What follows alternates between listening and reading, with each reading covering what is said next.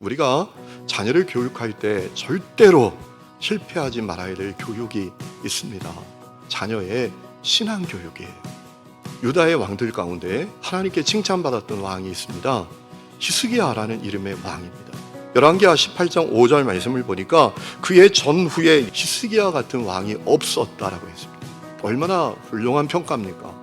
그런데 히스기야가 죽고 그의 아들 므낫세가 왕이 됐는데요. 이 므낫세는 전무후무할 정도로 악한 왕입니다.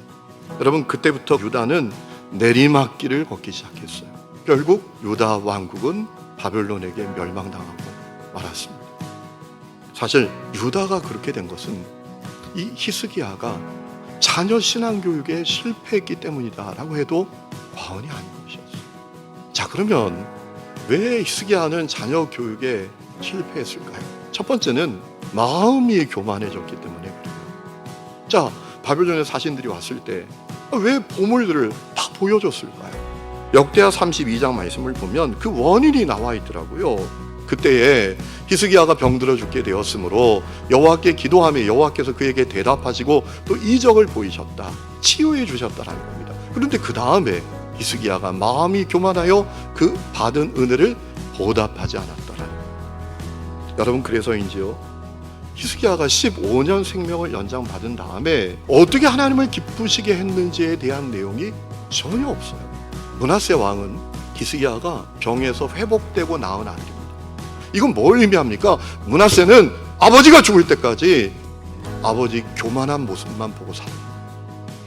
두 번째, 히스기야는 자기 당대에만 관심이 있는 사람이었어요. 이사야 선지자가 찾아왔습니다. 무슨 마음으로 그걸 보여줬어요? 당신 그거 보여준 것 때문에 바벨론에게 유다 망합니다. 여러분, 그때 히스기야가 황당한 반응을 보여요.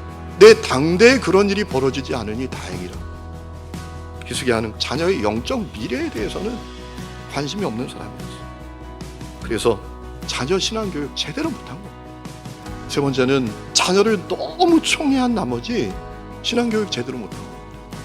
결국 믿음의 뿌리를 갖지 못한 이 므낫세는 자기도 망하고 나라도 망하게 만드는 거죠. 자녀를 향한 부모의 첫 번째 의무는 신앙 교육이에요. 왜냐하면 내 자녀가 전적으로 타락한 상태에 머물러 있으면 그 아이는 마귀의 종으로 살 뿐이기 때문입니다.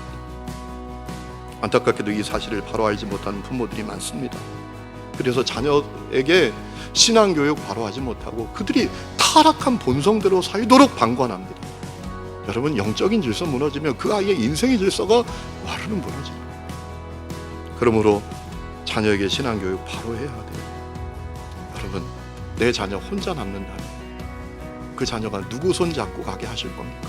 주님은 손 붙들고 살게 해야지. 오늘 그 은혜가 여러분 가정에 있기를 주의 이름으로 축원합니다.